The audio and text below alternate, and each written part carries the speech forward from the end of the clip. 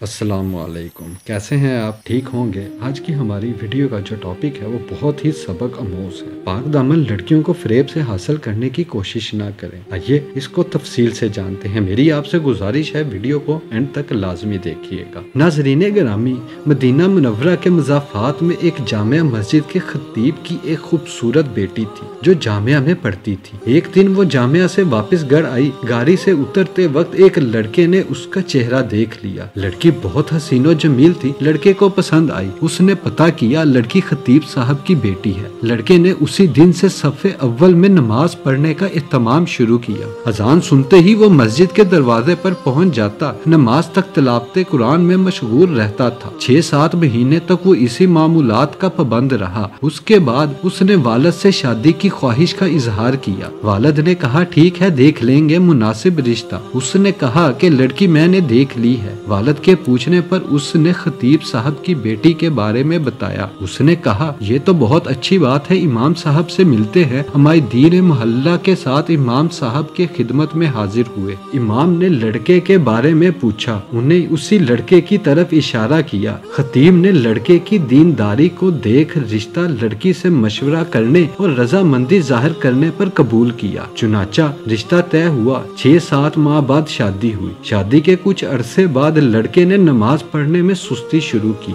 1-2 माह बाद लड़के ने दाढ़ी काट दी। घर आने पर लड़की ने सख्त नाराजगी का इजहार किया। उसने कहा कि ये नमाजें तो मैं तुम्हें हासिल करने के लिए पढ़ रहा था, अब मकसद हासिल हो चुका है, अब क्या जरूरत। लड़की ये सुनकर बहुत अफसरुदा हुई और जाकर वालिद साहब से कहा कि इस बेदीन के साथ एक दिन नहीं रहना चाहती। ये मामला महकमा अदल तक पहुँच गया। काजी ने दोनों में तफरीक का फैसला किया। लड़का बहुत परेशान हुआ। उसने बहुत कोशिश की लेकिन लड़की को दोबारा ना पा सका। लड़के ने एक जादूगर से मदद हासिल करने का फैसला किया। जादूगर ने बड़े रकम अदा करने का मुतालबा किया। लड़के ने सारे पैसे अदा किए। कुछ दिन गुजरने के बाद जादूगर ने मजीद पैसों का मुतालबा किया। लड़के ने फिलफौर वो भी अदा किए और कहा कि काम हो जाना चाहिए, पैसों की फिक्र ना करे। 1 माह के बाद जादूगर ने लड़के को कहा आओ और अपने पैसे ले जाओ, तुम्हारा काम किसी सूरत में मुमकिन नहीं। जब वो लड़का जादूगर के कमरे में पहुंचा